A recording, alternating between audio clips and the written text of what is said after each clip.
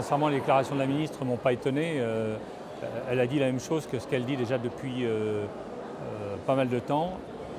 Ce qu'il faut remarquer quand même, c'est que progressivement son discours a évolué, puisque de tous les ordres, on est arrivé seulement à l'ordre infirmier. Donc je trouve que j'ai du mal à comprendre pourquoi seulement l'ordre infirmier et pas d'autres ordres.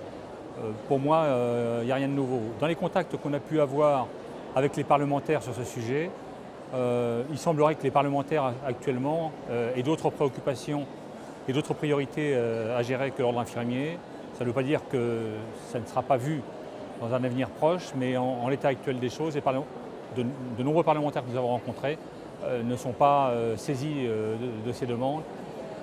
Quant à la VPL Le Guen, que nous avons fait viser par des juristes, il nous semble qu'elle a peu de chances d'être inscrite à l'Assemblée. Mais pour l'instant, les informations que je vous donne sur la déclaration de la ministre sont des déclarations qui ne changent rien. J'ai vu la ministre à la fin, je l'ai saluée, je lui ai dit que j'attendais une entrevue avec elle, ce que je n'ai pas eu, et que si je l'avais rencontrée précédemment et que je lui avais donné les informations sur la situation de l'ordre, aujourd'hui elle aurait vu que l'ordre était en état de marche à tous les niveaux et que l'ordre infirmier ne posait plus aucun problème.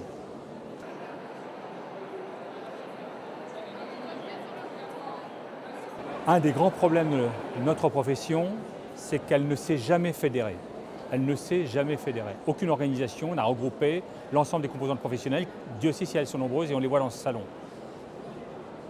La vision que j'ai de l'ordre, et c'est ce que j'ai dit ce matin dans la conférence que j'ai donnée juste avant la ministre, c'est que j'ai vu l'ordre comme étant la seule organisation capable de fédérer les infirmiers et les infirmières dans ce pays, sans aucun parti pris et en ayant en priorité numéro 1, naturellement, la qualité des soins et en objectif numéro 2, naturellement, l'intérêt de la profession à tous les niveaux.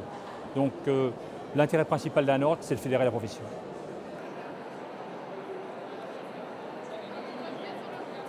L'infirmière du futur, elle va aujourd'hui se dessiner à travers les nouvelles prérogatives liées à l'évolution de la profession dans le cadre du système LMD. La mise en place des masters induira obligatoirement un élément important qui est la prescription infirmière, pas simplement pour les masters mais aussi à d'autres niveaux, comme par exemple pour la prescription des vaccins contre la grippe, puisque nous avons préconisé aujourd'hui à la ministre de pouvoir étendre la vaccination antigrippale aux primo-vaccinations, ce qui pourrait faciliter la vie des patients et générer des économies de santé substantielles. Globalement, dans l'avenir, je dirais, nos collègues anglo-saxonnes sont déjà dans ce processus depuis très longtemps. Je pense que nous devons leur emboîter le pas et cela a montré les effets bénéfiques que ça avait pour tout le monde.